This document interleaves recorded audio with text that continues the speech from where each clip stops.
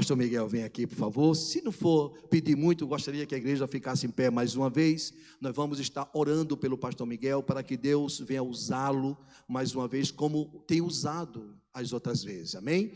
Querido Deus Pai, no nome de Jesus, o teu Filho, nós queremos te louvar, te exaltar e te glorificar por tudo quanto tu já tens nos concedido. Agora, meu Deus, apresentamos o teu Filho, que nesta noite vai estar ministrando a tua palavra. Usa com graça, com unção e sabedoria, e prepara os nossos corações para receber mais uma porção que vem dos altos céus. Esta é a nossa oração e já te agradecemos no nome de Jesus. E a igreja do Senhor diz: glória a Deus. E pé como estamos, recebamos o pastor. Glória a Deus. Meus irmãos, a graça e a paz do Senhor Jesus. Podem sentar, aleluia. Eu quero agradecer a Deus pela oportunidade e privilégio de estar com essa igreja uma vez mais para enaltecer o nome daquele que vive e reina para sempre. Quero agradecer o carinho dessa igreja, o carinho do pastor Messias, o tratamento que o nosso pastor, sua esposa irmã Norma e toda a sua família e essa igreja tem nos dado. Sou muito grato a Deus. Que maravilha estar na presença de Deus. Que maravilha adorar o nome dEle. Como é bom sentir a presença de Deus em todos os momentos, enchendo o nosso coração, a nossa vida, a nossa alma, que é tão dependente e carente dessa presença maravilhosa. Glória a Deus. Quero louvar ontem aqui os louvores também cantados, as irmãs que tiveram participação hoje, o louvor que foi ministrado. Glória a Deus. O louvor, ele é um convite para Deus, porque geralmente cantamos ou louvamos antes da palavra, porque o louvor é um convite para que Deus se manifeste, receba a honra, receba a glória nesta casa. E uma vez que Ele recebe, Ele se manifesta nos dando a sua palavra poderosa. Por isso que geralmente a palavra sempre vem após o louvor, porque Deus, Ele recebeu a glória, recebeu o louvor, e aí Ele começa a falar com a igreja que foi eleita, comprada pelo precioso sangue, que pertence a Ele, que um dia vai morar nos céus. Aleluia, glória a Deus. Irmãos, eu quero pedir à igreja para que você possa abrir a sua Bíblia, no segundo livro de Crônicas, capítulo de número 20, Segunda Crônicas, capítulo 20, verso de número 21 e o 22. Continuaremos falando sobre o tema louvor e adoração, a restauração do louvor e da adoração. Ontem aqui nós falamos sobre um dos maiores ícones, do Antigo Testamento a respeito da adoração, que foi Jó, a sua vida, o seu comportamento em meio a uma luta invisível, e diga-se de passagem, luta essa que todos nós enfrentamos, que é uma batalha invisível, mas ele permaneceu na plataforma da adoração, ele permaneceu como um adorador, e no final o Senhor restituiu, deu em dobro, abençoou, e como adorador, ele orou pelos seus amigos, porque Deus disse que só iria ouvir a oração de Jó. Então ele ora pelos seus amigos, e como já foi dito aqui, que o louvor e a adoração, está intrínseco à intercessão junta. Glória a Deus. E ali ele libera o perdão, um adorador tem um coração perdoador, o Senhor restaura a sua família, e hoje nós iremos falar sobre o rei, um dos reis de Judá, o rei Josafá, que também foi um grande exemplo de adoração em meio às batalhas da vida, e nós iremos extrair alguns exemplos da vida deste homem. O Antigo Testamento está recheado de homens e de mulheres que adoraram a Deus, exaltaram o seu santo e eterno nome. E o Novo Testamento também. Jesus, um dia, em um diálogo com a mulher né? Samaritana disse para ela: eu estou à procura, ou o Pai está à procura de verdadeiros adoradores que o adorem em espírito e em verdade, João 4. E nesse diálogo, o Filho, Jesus, ele expressa a necessidade, vamos dizer assim, usar esse termo, a respeito de adoradores verdadeiros. Amém? E se existem verdadeiros adoradores, tem os falsos, né? Aqueles que muitas vezes estão com o corpo presente no local, mas a mente, o coração está afastado, está distante. Por isso que Jesus um dia disse: vocês me louvam apenas com os lábios, mas o coração está distante. Então, a adoração, né, a verdadeira adoração é aquela que você está presente, corpo, alma e espírito, adorando a Deus. Quantos acharam? Diz amém? Amém. Diz assim: depois de consultar o povo, ele designou alguns para cantar a Adonai e louvar o esplendor da sua santidade, enquanto eles iam à frente do exército, dizendo: deem graças a Adonai, porque a sua misericórdia dura para sempre. Então, durante o tempo em que eles estavam cantando e louvando, Adonai trouxe um ataque surpresa contra o povo de Amon e os moabitas, e do monte de Seir, os quais tinham vindo para lutar contra Judá, e eles foram derrotados. Glória a Deus. O nosso pastor já orou, e nós iremos seguindo falando sobre esse tema, o poder do louvor, né? E ontem eu falei que na década de 80, com o advento da teologia da prosperidade, algumas coisas foram mudando na nossa liturgia, principalmente nas mensagens e na composição dos hinos que são feitos ao nosso bondoso Deus. O ato de louvar é o ato de declarar as maravilhas de Deus, os feitos de Deus. Então, eu acredito e creio que as letras e as nossas composições, elas precisam estar pautadas nesse ato de engrandecer, de lembrar os feitos de Deus, de lembrar as suas maravilhas, o seu poder, a sua santidade, os atributos desse Deus que não muda, que é eterno, que é para sempre, que é bondoso, que está com o seu povo. Mas, infelizmente, desde a década de 80, e foi ganhando forças, e graças a Deus que o Espírito Santo de Deus está restaurando o louvor novamente, aleluia. O homem foi ficando no centro das atenções dos louvores, das letras escritas, e o nosso Deus foi ficando como um servo deste homem que estava ali apenas para realizar a vontade deste homem. E os louvores e os nossos cultos, que eram para ser cultos da manifestação de Deus, da graça do Senhor, passaram a ter apenas este homem no centro e massagear a alma deste homem. E muitas vezes, em vez de sairmos cheios de Deus, estávamos saindo vazios, porque Deus não se manifestava no templo ou no local de culto. Mas, como eu disse, o Espírito Santo que reina e que é o Senhor desta igreja, e quando eu falo desta, eu estou me referindo à igreja dele na face da terra. Ele tem derramado graça e um avivamento, onde as composições estão mudando para a glória de Deus, e Deus está tomando o centro novamente, e certo é que Ele tem que estar no centro da nossa vida, no centro de tudo, porque Ele é Deus. Mas, queridos, o texto sagrado, diferente do livro de Jó, que é um livro poético, 2 Crônicas é um livro histórico. Ele conta a história dos reis de Israel, as suas lutas, as suas batalhas. Segundo a crença judaica, eles atribuem a autoria deste livro ao sacerdote Esdras.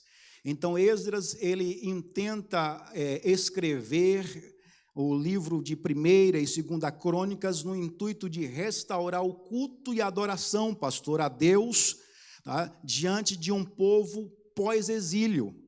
A nação de Israel, ela tinha saído do cativeiro babilônico e agora ela precisava novamente interagir com Deus, ela precisava voltar a cultuar, a oferecer culto a Deus. Então Esdras escreve para que esta nação, ou para que esta geração entendesse como a nação de Israel, o povo eleito de Deus, cultuava o Senhor, adorava a Deus. Então ele escreve no ano 430 a.C., este belo livro que conta, repito, a história dos reis e das batalhas de Israel. E ele começa com o reinado de Salomão em por volta de 930 a.C., até por volta de 540, 530, foi quando o rei Nabucodonosor invadiu Judá e destruiu todo o reino de Israel e Judá e levou cativo para a Babilônia.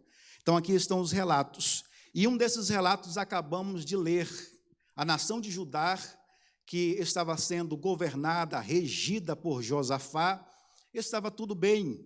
As coisas estavam caminhando da melhor forma possível.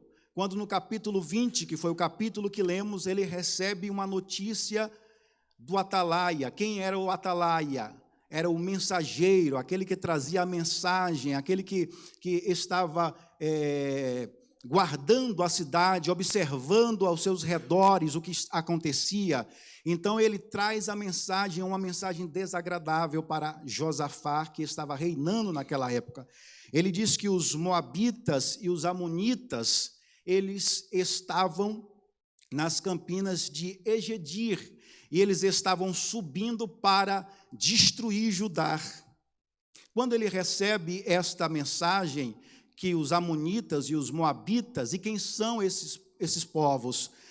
Eles eram nômades, descendentes de Ló, sobrinho de Abraão. Gênesis 19, você vai encontrar essa história, são os descendentes, quando surge, os amonitas e os moabitas, descendentes de Ló, e dessa história meia triste, que envolve o relacionamento de um pai com a filha, ou com as filhas. Então surge ali os moabitas e os amonitas.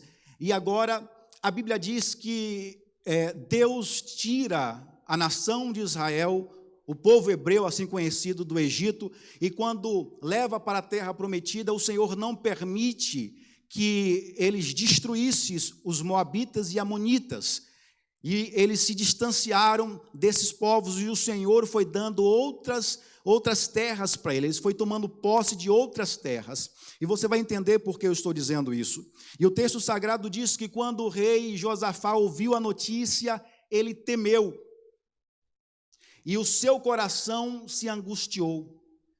Quantas vezes notícias que chegam em nosso coração, em nossa vida, nos causam medo? Quantas vezes notícias que você ouve lhe angustia o coração, sentimento de tristeza, de desamparo, de dor, e o medo vai tomando conta. E Josafá sabia que Judá não estava preparado para uma batalha, ele sabia que eles não iriam resistir a esta batalha, porque ele mesmo disse que grande é a horda dos exércitos dos moabitas e amonitas que estão vindo ao nosso encontro, e ele teme, porque ele sabia que ele não iria, ou que o seu povo, ou que Judá não iria conseguir vencer esta batalha. Quantas vezes o nosso coração se entristece? Quantas vezes o medo nos agarra, nos segura? Quantas vezes somos surpreendidos por esse sentimento de medo, de angústia, que muitas vezes nos paralisa?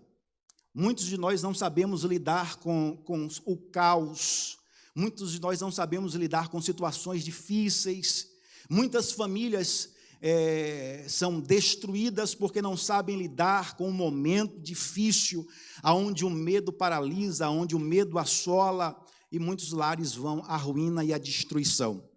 Você vai ver que o tema medo, ele é tão enfático na Bíblia, que Deus fez questão de escrever cerca de 366 vezes não tenha medo.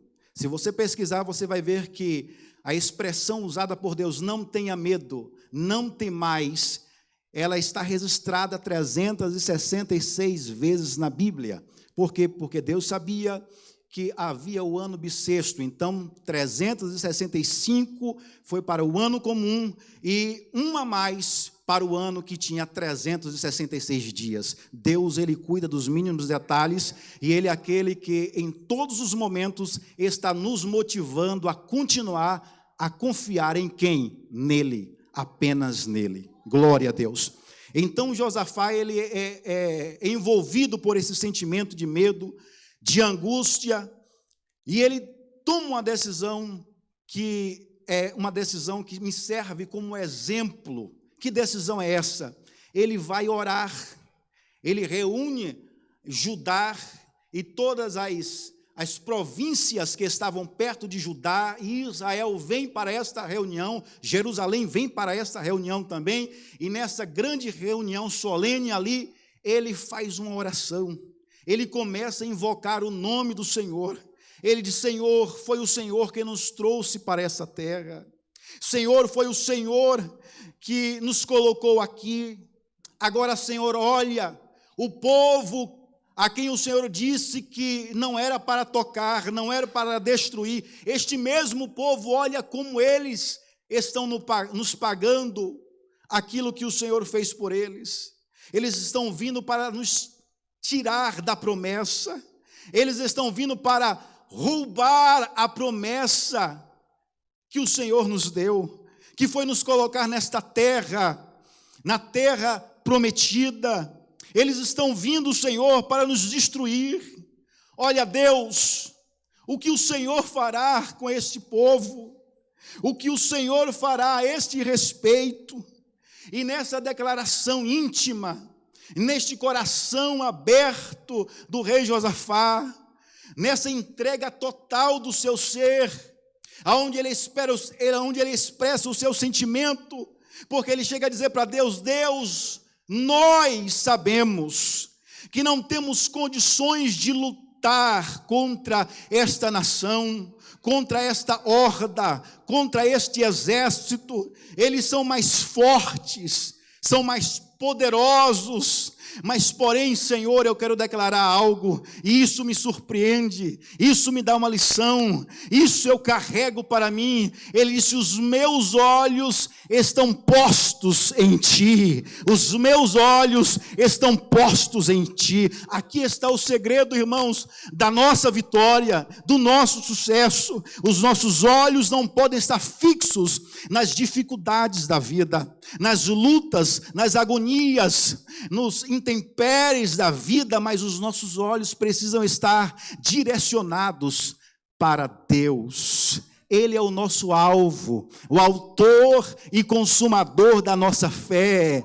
Aleluia, caminhando em direção a esse alvo, olhando para Jesus, olhando para Deus. É isso que Josafá está dizendo: Senhor, eu estou vendo a luta, Senhor, eu estou vendo o exército, eu estou vendo a nossa pequenez, eu estou vendo a nossa dificuldade, eu estou vendo a nossa fraqueza, porém os meus olhos e os olhos dessa nação estão postos em Ti, porque de Ti vem o socorro. Eu lembro agora do salmista Davi, um dos maiores reis de Israel. Salmo de número 121, a Bíblia diz que ele entoa um louvor a Deus, e ele diz: eleva os meus olhos para os montes, de onde me virá o meu socorro? A história bíblica diz que nesse período em que Davi entoa esta oração em forma de canção, porque os salmos são canções dedicadas a Deus, ele estava cercado pelo exército de Saul, 1000 homens bons de funda, destros, que não errariam a 1 quilômetro de distância o alvo. Mas a Bíblia diz que de repente chega um mensageiro a Saul e disse: olha, voltemos para a nossa cidade porque está sendo invadida. e vai ser destruída porque ela está desprovida de proteção. E aí o rei Saul dá uma contra-ordem, diz: deixa Davi para depois, vamos defender a cidade. É quando Davi diz: o meu socorro vem do Senhor. Quando ele olha para os montes, ao redor dos montes tinham diversas estátuas, altares a diversos deuses, e ele disse: eu olho para esses deuses que estão à minha volta, de onde me virá o socorro? Mas quando a mensagem chega e ele vê o exército recuando, e a sua vida é poupada por Deus, ele diz: o meu socorro não vem desses deuses, ou supostos deuses, mas o meu socorro vem do Senhor, que fez os céus e a terra. Ele não deixará vacilar os meus pés, Ele te guarda a sua entrada e a sua saída. Aleluia, porque o nosso Deus não dormita e nem dorme, não cochila, não tosqueneja. Sabe aquele sono rápido que você, parece que vai cair a corda? Deus não tosqueneja, Deus está atento ao seu respeito, Deus conhece você, a sua história está nas mãos de Deus, Ele conhece a sua vida, Ele conhece você. Quantas vezes em meio às lutas, e a este momento difícil, semelhante a essa situação do rei Josafá, a gente até chega a declarar: Deus se esqueceu de mim. E agora eu lembro do profeta Isaías, quando ele chega a declarar, no livro que leva o seu nome, ele diz, depois de uma queixa de Israel, depois de uma queixa de Judá, porque eles estavam dizendo: Deus se esqueceu de nós, Deus não se lembra. Aí Deus usa o profeta e disse para o profeta assim: porventura uma mãe pode esquecer-se do filho que amamenta? Porventura uma gestante pode esquecer do filho que está no seu ventre?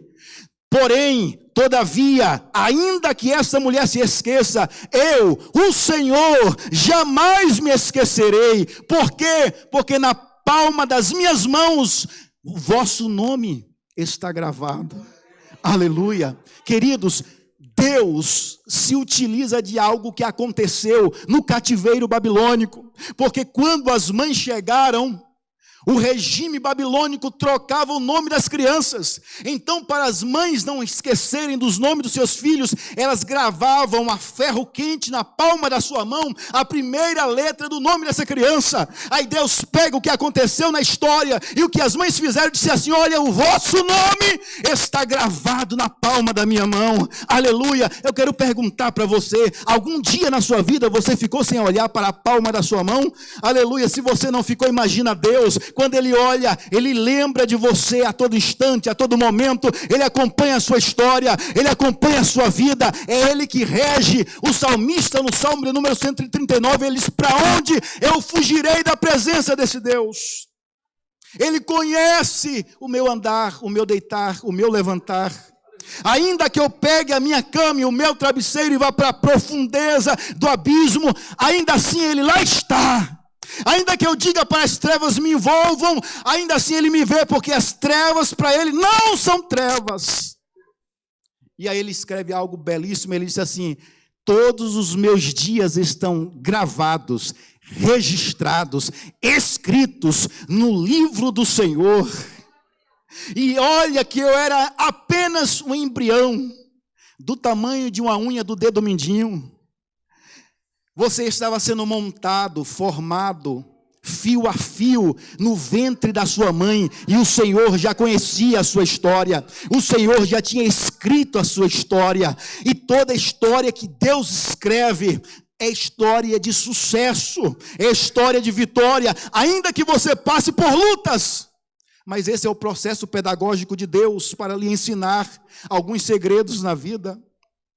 Esse é o processo pedagógico de Deus para nos ensinar como lidar em algumas situações da nossa vida.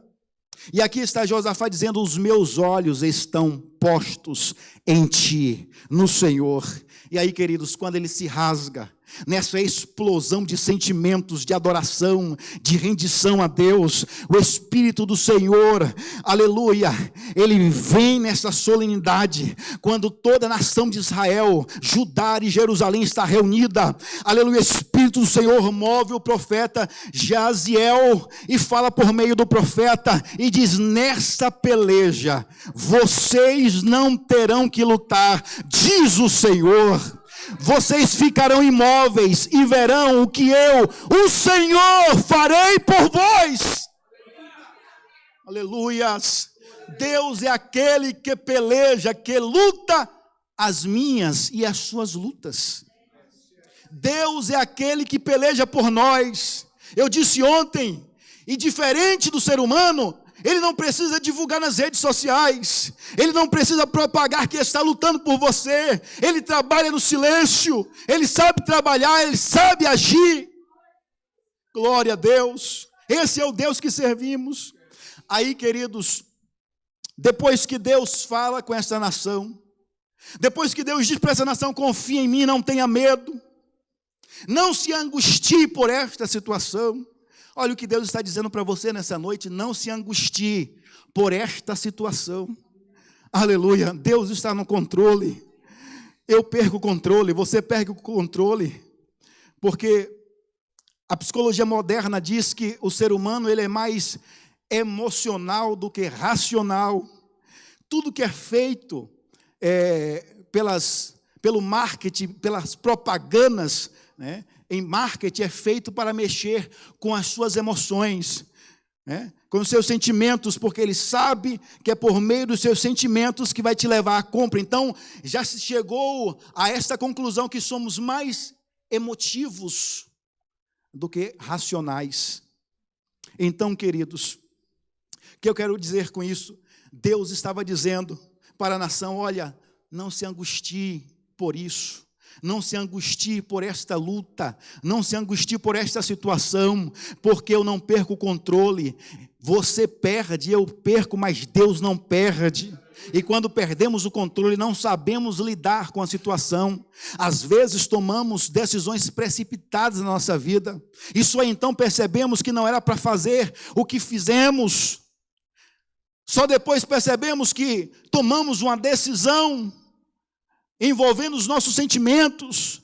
Quantas vezes falamos coisas por meio desse sentimento que nos enche e toma o nosso controle, e você fala aquilo que não deveria ser dito, e você expressa aquilo que não deveria falar, tem uma postura a qual não deveria ter tomado. Mas Deus não é assim. Deus não perde o controle de nada. Deus está no controle. Aleluia. Aleluia. Deus está no controle. Deus está no controle. Deus está no controle. Ele não perde o controle. Aí ele diz: nessa peleja vocês não terão que pelejar. Essa peleja não é de vocês, é minha. Glória a Deus. Aleluia. Glória ao nome do Senhor. Eu lembro do rei Ezequiel, quando ele recebe a carta. E na carta, lá no livro do profeta Ezequiel 38, ele diz, nessa carta que ele recebe, se olha, não te engane o teu Deus. As nações que invadimos também tinham deuses, e nós a destruímos. E como fizemos nessa nação, faremos com Israel. Solveremos ou dissolveremos as vossas fezes na urina e faremos vocês beberem.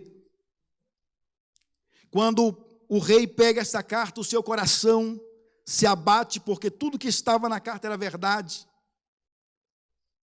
A nação, essa nação, que era a nação dos ninivitas, estavam massacrando, destruindo, era a potência mundial na época. E as nações temiam. E aí ele pega e vai para o templo. Rasga as vestes e vai para o templo. E Deus leva o profeta Isaías e profetiza sobre a vida deste homem. E ele diz para a vida deste homem, né, por que você está angustiado? Porque você está abatido. Porque na sua oração, ele clama ao Senhor e diz assim: olha, Senhor, eles disseram a verdade.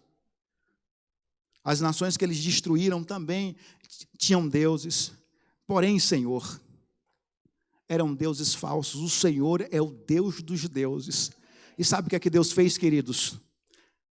Deus mandou um anjo no arraial dos assírios e matou 180 mil soldados. Um anjo, em uma manhã. Este é o Deus que você serve, que não perde o controle. Este é o Deus que não é afrontado por ninguém, porque não tem ninguém que consiga afrontá-lo, porque Ele está acima de todos e de tudo. Este é o Deus que servimos. Agora, aonde entra o louvor aqui, é justamente agora, quando eles vão à peleja. O Senhor disse assim: apenas olha, para vocês verem o que eu vou fazer, estejam atentos.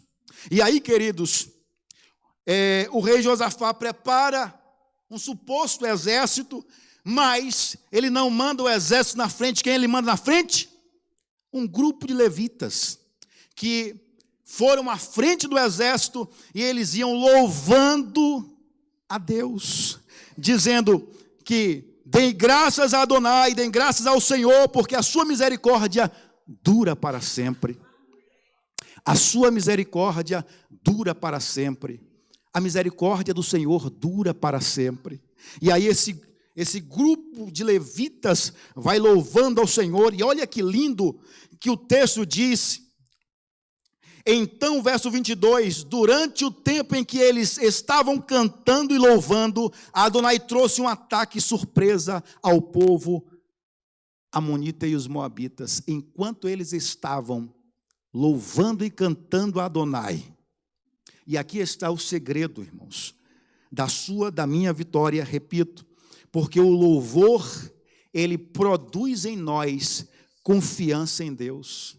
Quantas vezes você chega na igreja abatidos, cansados, deprimidos por conta da luta, dos ataques, das tribulações. Às vezes lutamos tanto e parece que não dá certo, tentamos tanto e parece que nada acontece. Mas quando entramos na igreja e começamos a louvar o Senhor, aleluia, parece que as coisas mudam, a atmosfera muda e passamos a confiar. Não, eu vou tentar mais uma vez, eu vou tentar de novo, porque Deus está ao meu lado, e você sai confiante nesse Deus que é poderoso. O louvor, ele produz em nós confiança. Olha aqui o profeta Abacuque, ele chega a declarar, no livro que leva o seu nome, capítulo 3, a partir do verso 17, ele compõe uns salmos, ele diz que ainda que a figueira não floresça, nem haja fruto na vide, e o produto da oliveira minta, ainda que não haja pastos, ainda que não haja ovelha nos currais e vacas nos pastos, todavia, eu adorarei o Deus da minha salvação. O que ele está dizendo com isso, irmãos? Ele está dizendo que ainda que Israel viva uma situação de falência total, porque tudo que ele usou aqui se tratava da economia desta nação. Sem a oliveira, sem a figueira, sem um figo, sem a ovelha e sem a vaca, o povo não tinha como sobreviver, o povo não tinha de onde extrair o seu alimento, o povo não tinha de onde tirar as suas economias. E ele está dizendo, ainda que falte tudo isso, mas o meu ato de adoração, o meu ato de rendição, a minha confiança está no Senhor, ainda que me falte tudo, mas eu vou continuar servindo ao Senhor. Salmista Davi, Salmo de número 23, ele diz, o Senhor é o meu pastor. Na verdade, o termo não é nada me faltará, é de nada tenho falta. Ou seja, ainda que me falte alguma coisa, mas o Senhor estando comigo, eu não sinto falta de nada, porque Ele supre todas as minhas necessidades. Que maravilha, o louvor, ele promove confiança em Deus, ele nos dá, ele produz essa confiança. O louvor, ele triunfa sobre as nossas adversidades. O louvor, quando você louva o Senhor faz você triunfar diante das suas adversidades. Olha o que diz o texto. Enquanto eles louvavam e cantavam, Deus foi à sua frente e destruiu os seus inimigos. Colocou uma confusão tão grande que eles lutaram entre si. Israel ficou de longe olhando os exércitos se matarem, confusos, sem saber o que estava acontecendo. Mas de longe eles viram que agora não tinha mais exército, havia só defuntos. O exército foi destruído. Enquanto eles estavam louvando, pastor, o que é que eu faço em meio à luta? O que é que eu faço em meio à dificuldade? O que é que eu faço em meio às minhas aflições, às angústias que eu passo? O que é que eu faço em meio aos sentimentos de ansiedade, de depressão que assola muitas vezes a minha alma? O que é que eu faço? Louve ao Senhor. Aleluia. Abra os seus lábios e entoe louvores de gratidão. Aleluia, em seus louvores expresse as maravilhas e a grandeza desse Deus, porque enquanto você está louvando, Deus está agindo e Deus está dando vitória. Aleluia, quem aqui já não teve vitória em meio a situações que você já disse para você, dessa vez não tem jeito, dessa vez não tem solução, dessa vez é um beco sem saída, dessa vez eu não vou conseguir? Quem já não viveu isso? Quem já não passou por isso? Quem já não pensou assim? Quem já não orou e disse, Senhor, me leva, eu não aguento mais, não tem jeito para mim? Quem já não orou assim, pedindo a morte a Deus? Mas Deus não leva crente na hora da luta, irmãos.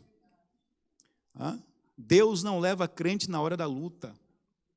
Não, Deus dá vitória em meio à luta.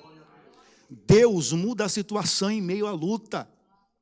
Deus faz você triunfar em meio às batalhas. Agora, se depois da luta vencida você quer ir para o céu, glória a Deus e aleluia. Geralmente depois da luta ninguém quer ir mais para o céu, né? Todo mundo agora quer desfrutar, né? Mas enquanto você louva o Senhor te dá vitória nas adversidades. Saiba disso. Não sabe o que fazer, não sabe para onde ir, louve ao Senhor. Pastor, aonde? Na sua casa, no banheiro, lavando as louças, no quarto, na sala, dentro do carro. Louve ao Senhor aonde você está. Pastor, no trabalho, você vai louvando ao Senhor dentro de você, na sua alma. Você vai bendizendo ao nome do Senhor. Senhor, eu quero te louvar pelas tuas maravilhas. Senhor, eu quero te louvar porque eu estou nessa situação, mas eu creio piamente que o Senhor é o Deus que age, que livra. O Senhor vai me dar vitória, porque o Senhor é o Deus das grandes vitórias. O Senhor é o Deus dos grandes livramentos. Vai louvando, engrandecendo, e o Espírito Santo de Deus vai trabalhando, o Senhor vai trabalhando, e de repente, quando você vê, você já está na vitória, porque o nosso Deus é aquele que trabalha enquanto você louva o seu nome. Aleluia. Enquanto você louva, o Senhor te dá conquistas. Enquanto você declara as grandezas de Deus, Deus lhe dá conquistas. Olha o que aconteceu quando a nação de Israel, verso de número 25, quando Josafá e a nação de Israel percebeu que agora só tinha defuntos, eles foram para ver. E quando chegaram lá, a Bíblia diz que tinham posses, muitas posses, riquezas, joias. E eles começaram a recolher os despojos. O Senhor deu para esta nação riquezas, sem precisar elas moverem uma palha sequer, apenas com o louvor. E eles passaram, pode ler o texto, eles passaram 3 dias coletando os despojos. 3 dias coletando tudo aquilo que eles tinham. No 4º dia, eles se reuniram no Vale da Bênção, porque o termo Berrak significa bênção. Eles estavam, o Senhor, enquanto eles louvavam, o Senhor os conduziu ao Vale da Bênção. Imagina só, pastor, que maravilha. Como o nosso Deus trabalha, como Deus é aquele que cuida do seu povo, como Deus é aquele que abre portas. Enquanto você está louvando, o Senhor está abrindo porta. Pastor, fechou uma porta, pastor, eu não consigo de jeito nenhum, o que é que eu faço? Não murmura não, continua louvando ao Senhor, continua louvando ao Senhor, continua louvando ao Senhor, e Deus é aquele que abre portas. Você se lembra daquela passagem lá de Jeremias, que o vaso se parte, se quebra na mão do oleiro. Quem aqui já não leu? Quem aqui não conhece essa passagem? Lá na Bahia, eu lembro que o pastor Josué, ele morava perto de uma olaria, e ele desejou, pastor, conhecer o processo do vaso, né? E ele conta isso na mensagem. Um dia ele conversando comigo também, ele conta depois de adulto, porque ele lembra que quando ele era criança, o dono da olaria chamava ele e os meninos da rua, né, para pisar no barro molhado, porque o barro, ele molhava o barro ficava de molho. Depois os meninos começavam a pisar o barro para quebrar, tá, aquelas partes duras que ficavam. Então o barro tinha que ser bem pisado para ficar bem molinho. E aí depois de anos, porque a mãe dele, a minha sogra, a irmã Dina, né, ela, toda vez que ele chegava em casa com aquela roupa toda suja de barro, era uma surra.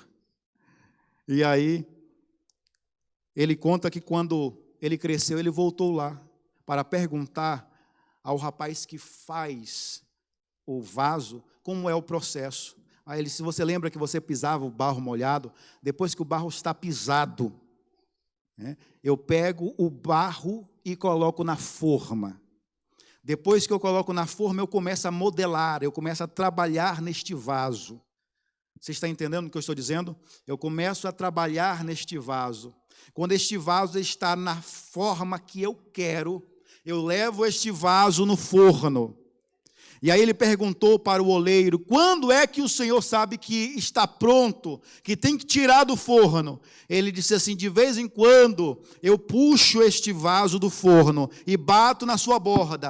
Se bater fofo, ele volta para a fornalha, ele volta para dentro do fogo de novo. Mas se bater seco, se tinir, se der um som audível, é a hora de sair do forno. É assim que Deus trabalha conosco. Às vezes somos pisados, ficamos de molho, entramos na forma de Jeová, ele começa a apertar dali, apertar daqui, até você entrar na forma que ele quer. Depois ele te leva para o forno, e aí de vez em quando Jeová, ele esfria, ele tira você desse forno, ele te dá um break, ele te dá um tempo, mas se murmurar, volta de novo para o forno. Tem que louvar, tem que engrandecer a este Deus. E enquanto você louva, o Senhor trabalha, o Senhor abre portas, o Senhor escancara portas, o Senhor faz acontecer. Por quê? Porque a promessa é sua, a aliança está contigo. Eu contei para o pastor, queridos, a minha vinda para cá, para os Estados Unidos, não foi fácil. Em 2016 eu iniciei um processo do visto religioso. Levou 5 meses, voltei para o Brasil, porque eu não queria romper o meu visto aqui, e voltei para o Brasil. Mas eu tinha uma promessa. Há uns 2 anos antes, de 2016, 2014 e 2015, eu estava em oração com um irmão que ele é deficiente visual, não enxerga, um homem que sempre ora comigo e com o pastor Josué, e Deus usou e disse assim: olha, eu estou te dando uns documentos. Eu disse: poxa, eu não tenho documento nenhum, não estou com nada na justiça, não dei entrada em nada, mas se Deus está dizendo, e Deus usou ele e disse assim: eu estou te dando uns documentos.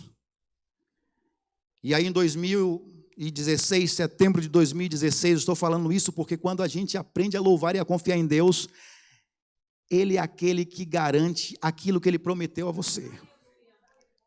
Setembro de 2016, eu volto ao Brasil.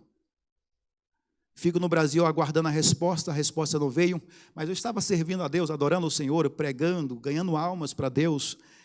E em abril de 2017, o pastor disse assim: venha ficar mais um tempo comigo. E aí, quando eu embarquei, que cheguei em Atlanta, não deixaram eu entrar e ainda cancelaram o meu visto de turismo. Não sei porquê, não tenho respostas. Mostrei para eles todo o processo do visto religioso, mas eles disseram: olha, como eu estou vendo o que você está falando é verdade, não vou colocar uma tarja ou um grifo em seu nome, para que você não fique com o nome sujo, mas você espera o visto no Brasil. E aí eu voltei para o Brasil muito triste, né? Confesso aos irmãos, né, sem entender a razão, porque muitas vezes não entendemos os processos que passamos. Diz a verdade, se Deus tivesse dito a José que ele ia ser vendido pelos irmãos, ia para a cova, depois ia ser acusado de algo que ele não fez, depois passar um tempo, se Deus abrisse o leque dos planos que tinham na vida dele para chegar a governador, será que ele aceitaria a proposta de Deus? Então, muitas vezes, Deus não lhe conta tudo, porque muitas vezes não temos a capacidade, Deus vai nos ensinando perante o processo. 2 meses depois que eu chego no Brasil dessa situação, chega a carta aprovando o meu visto religioso. E aí eu disse, glória a Deus, aleluia. E aí eu preparo tudo, investi R$7.000, e quando eu chego no consulado de São Paulo com a carta e todos os documentos, e a minha família, eles disseram que não sabia qual era a minha pretensão no país dele, e não me deram visto. Eu volto, né, em uma situação, né, mais complicada, porque acabei vendendo algumas coisas, alguns bens, né, levantei o dinheiro e disse, minha esposa estava chorando, os meus filhos chorando, e eu disse, Senhor, o Senhor sabe o que está fazendo, né? O Senhor sabe o que está fazendo. E aí, tinha recebido uma proposta para pastorear uma igreja em Portugal, e disse, Senhor, eu vou aceitar, mas Deus é aquele que sabe de tudo, Ele nem discute com você, né, porque Ele sabe como faz. E aí eu já estava certo na cabeça para ir para Portugal, em janeiro desse ano, e o pastor daqui dos Estados Unidos disse assim, olha, tenta mais uma vez, eu vou mandar o dinheiro, vai você sozinho, se não der certo, então você vai para Portugal, vai para a Europa e pastoreia a igreja, mas tenta a última vez. E quando eu cheguei, meus irmãos, no CASF, onde você coloca as digitais, né, 7 horas da manhã era a minha entrevista para coletar as digitais. Veio um senhor de idade às 6h30 da manhã e começou a evangelizar, mais de 40 pessoas naquela fila. Quando chegou em mim, ele apenas olhou para mim e disse assim, Deus manda te dizer apenas que Ele é fiel. E eu disse, vou prestar atenção para ver se ele vai falar isso para mais alguém. Sabe aquela incredulidade, Deus às vezes falando, e a gente fica incrédulo. Será, Deus? Será que é assim mesmo? Será? E aí a gente fica naquela incredulidade. Nossa, né? Eu acho que Deus deve pensar assim, como é difícil trabalhar com vocês. E aí, ele foi na fila e só evangelizando e não disse para mais ninguém. Eu percebi, o clima espiritual mudou, e quando eu cheguei na cônsul, ela pegou a carta, pegou meu passaporte e disse assim, poxa, que legal, primeira vez que eu vou fazer um visto religioso em Recife. Fui transferida há 2 anos para cá. Deus é aquele que cuida de tudo, irmãos. Ele transfere, muda de lugar, antes que tudo aconteça. Deus é aquele que tira daqui e bota ali, tira o sono do rei para dar livramento, para abençoar o seu povo. Então ela pegou, e quando pegou meu visto, ela disse assim, mas Miguel, por que eles cancelaram o seu visto de turismo? E eu expliquei para ela, eu disse assim, eles não deixaram eu entrar, não me explicaram o porquê, disseram que eu tinha que aguardar o visto religioso no Brasil. E por que não deram seu visto em São Paulo? Ele disse, porque eles disseram que não sabia qual era a minha intenção no país dele. Ela disse, nossa, eles não poderiam ter feito isso com você. Na hora, o meu coração gelou. Eu digo, ela vai me dar. Ela disse assim, deixa eu trocar algumas informações aqui no computador para que você não tenha mais problema na fronteira. E aí ela emitiu um ticket para me pagar, porque o visto religioso, você tem que pagar um ticket que é chamado ticket de gratidão, porque eles estão te dando o visto. Eu fui lá, paguei, e ela disse, e a sua família? Eu expliquei para ela que eu investi quase 7 mil, não tinha certeza que eles teriam, então, eles, logo após eu chegar, eles virão para cá. E ela disse, muito bem, seja bem-vinda no meu país. Quando Deus tem uma promessa e um plano na sua vida, ninguém toma esta promessa. Ninguém fecha esta porta. Às vezes a gente se desespera, às vezes ficamos preocupados, somos seres humanos, já disse. E Deus nos entende como somos. Deus nos entende como somos. Diz isso para o irmão que está do teu lado. Deus entende você do jeitinho que você é. Ele entende você. Às vezes eu não entendo você, às vezes eu quero discutir, às vezes eu quero abrir a sua cabeça para colocar na sua cabeça a informação, né? Não dá vontade, às vezes, de fazer isso com aquele irmão? Você aconselha, você ora, você explica, e ele não entende nunca. Toda vez que ele encosta em você, é chorando, é reclamando, e você, mas confia em Deus, eu tenho que abrir a sua cabeça para botar essa informação. Mas Deus entende do jeito que você é. Deus lhe entende do jeito que você é. porque nós somos diferentes um do outro. Isso são construções de valores que foram sendo herdados, né, na nossa infância, no nosso crescimento. A gente foi adquirindo isso, conceitos, preconceitos, né, crenças. O que é crenças? Crença é a forma como você vê o mundo à sua volta, a forma como você enxerga os outros e a forma como você vê você mesmo. Então, Deus é aquele que Ele entende do jeitinho, porque cada um tem uma história diferente, cada um tem um sofrimento, cada um tem uma situação difícil que passou, e Deus é aquele que nos entende. Amanhã, se Deus permitir, eu estarei aqui ministrando sobre a cura da nossa memória, porque para louvar a Deus, para adorar a Deus, para ser um adorador, precisamos ter a alma curada. Então amanhã estarei falando sobre isso, a cura das nossas memórias, porque a memória é um setor da alma que armazena muita coisa. Jesus disse que a alma é um armazém. Ele disse que todo judeu instruído na lei de Deus, né, é como se ele tivesse um armazém que tirar coisas boas e coisas novas desse armazém. Então, a nossa alma, ela tem a capacidade de armazenar lembranças, memórias, e por incrível que pareça, essas lembranças e memórias, geralmente, ela só armazena as negativas. Então, para sermos adoradores, precisamos ter esta alma curada. Então, o louvor, ele produz conquistas. Diz isso para o seu irmão: louve ao Senhor, aprenda a louvar, e verás que o Senhor abrirá grandes portas para você. Amém? O louvor produz alegria. Olha o que diz o verso de número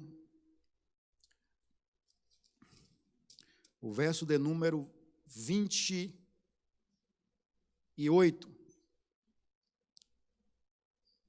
Verso de número 27, todos os de Judá e de Israel retornaram alegremente para Jerusalém, sobre a liderança de Josafá, pois Adonai tinha dado a eles grande alegria no triunfo sobre os seus inimigos.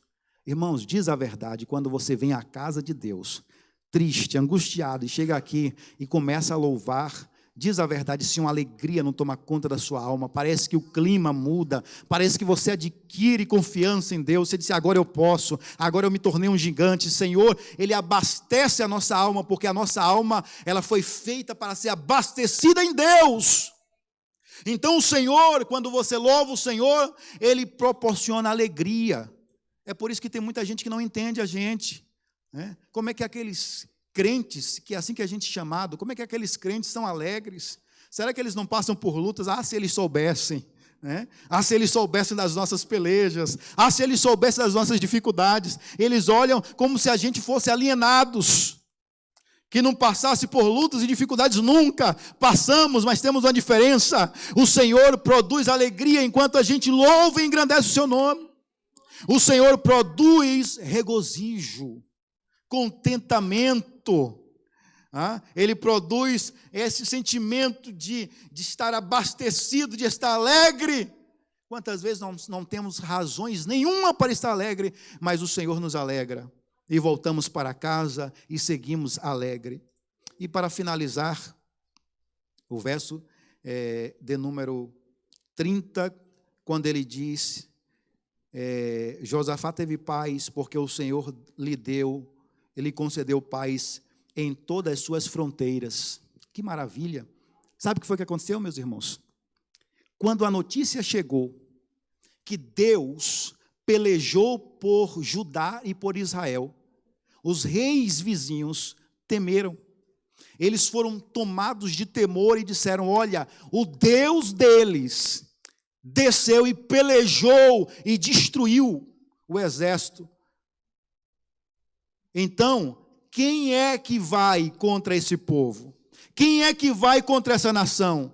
Eles temeram, e a Bíblia diz que o Senhor deu paz, em todas as fronteiras. Ninguém se atrevia a romper, a passar as fronteiras do rei Josafá.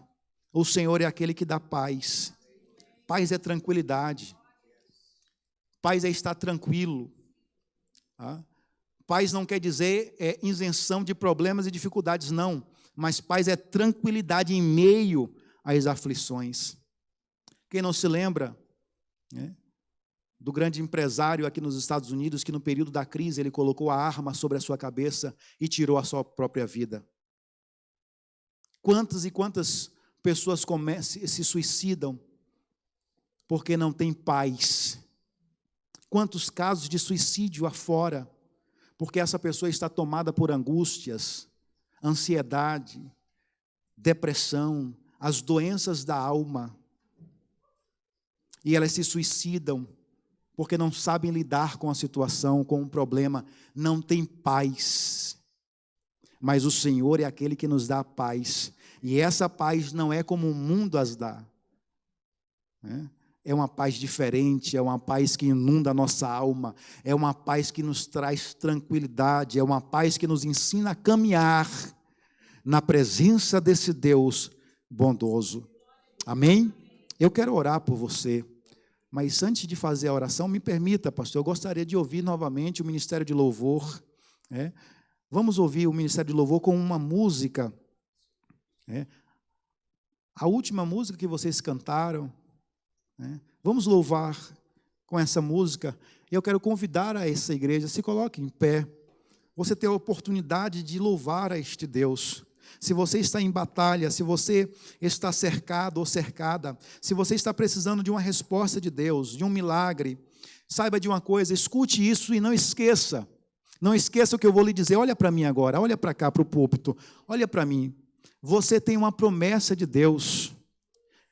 Você tem uma promessa de Deus, para isso ficar gravado na sua memória. Olha para esse irmão que está do teu lado e seja um profeta de Deus na vida dele. Diz para ele assim: olha, você tem uma promessa de Deus.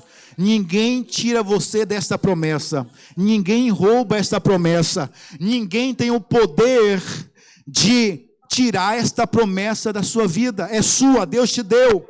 E a Bíblia diz que ele não é homem para que minta, nem filho do homem para que se arrependa. Quando Deus dá, ele não volta atrás.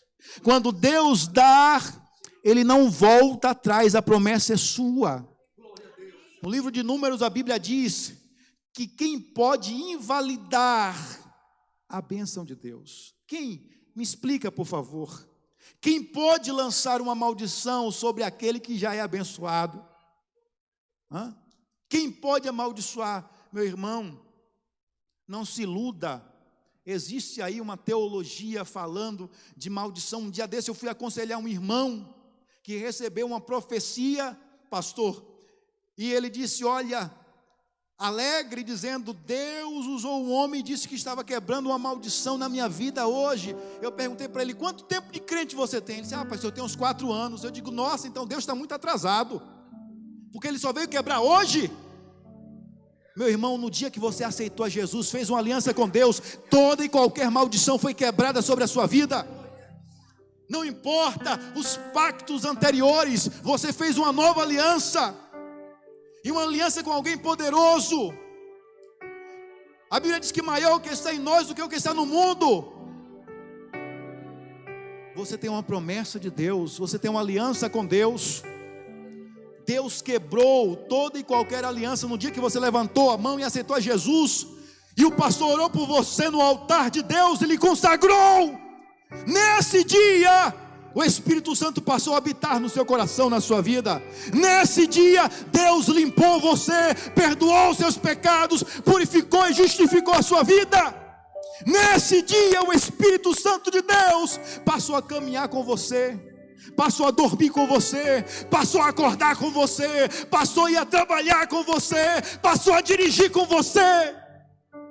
Aleluias, glória a Deus. Deus passou a morar em você. Aleluia.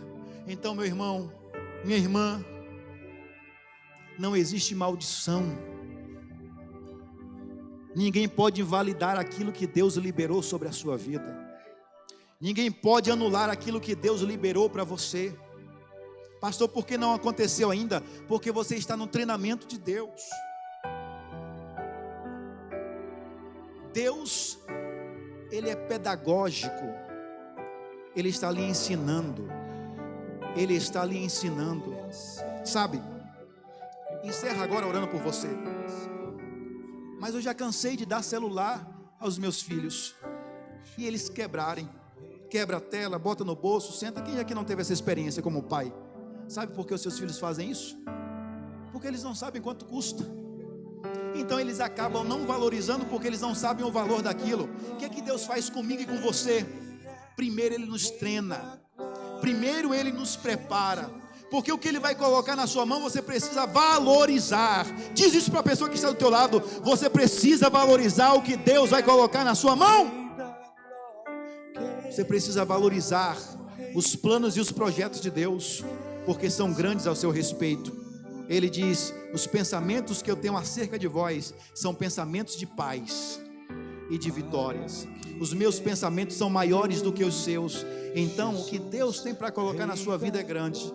É por isso que Ele ainda não te deu. Ele está treinando você, Ele está preparando você, porque quando Ele te dá, você vai saber o valor que levou para conquistar. Você vai entender o valor que foi para você ter aquilo. Você vai lembrar das lutas e das provas que você passou até conseguir o que Deus lhe deu. Pai, eu quero orar pela tua igreja agora. Você, irmão e irmã que está do lado de uma pessoa, abrace essa pessoa agora, ore com ela, ore junto com essa pessoa. Eu quero te louvar, Senhor, a tua palavra foi ministrada. Deus, quão grande vitória o Senhor deu a Josafá. Deus, Israel não precisou, o Senhor mover uma palha, ficou imóvel. O Senhor desbaratou o exército dos inimigos. O Senhor confundiu, o Senhor, o exército. O Senhor, Pai eterno, criou, meu Deus, no meio do exército que vinha afrontar Israel, uma destruição, pegou de surpresa. Pai, aqui está o teu povo, a tua igreja, Senhor. Pai eterno, quantos de nós estamos precisando de uma vitória, de uma resposta, de um milagre, de uma porta aberta, de uma solução para um problema que aflige a nossa alma, para um problema, Senhor, que nos causa medo, Senhor, pavor. Mas o Senhor é Deus, o Senhor é Deus, o Senhor é Deus, o Senhor é Deus. O Senhor está acima de tudo e de todos. O Senhor controla, rege, domina sobre todas as coisas. Por isso, Senhor, eu coloco a tua igreja, comprada, Senhor, pelo precioso sangue de Jesus na cruz do Calvário. Pai eterno, agora, Senhor, eu oro pela tua igreja eleita e escolhida. Pai eterno, começa, Espírito Santo, liberar alegria para o coração triste e angustiado. Pai eterno, eu quero profetizar, Senhor, que haverá alegria na alma. A alma abatida, a alma angustiada, receba alegria agora da parte de Deus. Começa a liberar paz, Espírito Santo. O teu filho, a tua filha que deita à noite e leva horas para dormir. Pai eterno, não consegue dormir à noite e muitas vezes tem um sono pesado. Senhor, libera paz agora. Paz agora. Paz agora. Paz agora nessa alma. Meu Deus, o teu filho que precisa de uma porta aberta, enquanto ele te louva, enquanto ele te louva, enquanto ele te louva, enquanto ele se rende, enquanto ele te adora, Pai eterno, vai na frente trabalhando, vai na frente abrindo as portas. Senhor, eu quero profetizar, haverá testemunhos, Senhor, de portas abertas nessa igreja. Pai eterno, testemunhos, Senhor, de prosperidade ainda maiores serão contados nessa casa. Meu Deus, eu quero, Senhor, te louvar por essa igreja, e quero te pedir, Senhor, enquanto a tua igreja, enquanto anjo desta igreja, Senhor, Pai eterno, ele seguir diante de ti, Senhor, com a igreja que o Senhor confiou, louvando e adorando, Senhor, o teu nome. Pai eterno, o inimigo, Senhor, vai engatar a marcha ré, vai partir em retirada. Pai eterno, essa igreja vai prosseguir, Senhor, em conquistas e em vitórias, em crescimento. Cada crente aqui presente receberá crescimento em todas as áreas nessa nação, Senhor. Pai eterno, em todas as áreas, Senhor. Pai eterno, para a glória do teu bendito e eterno nome, eu oro agora, Senhor, em o nome de Jesus.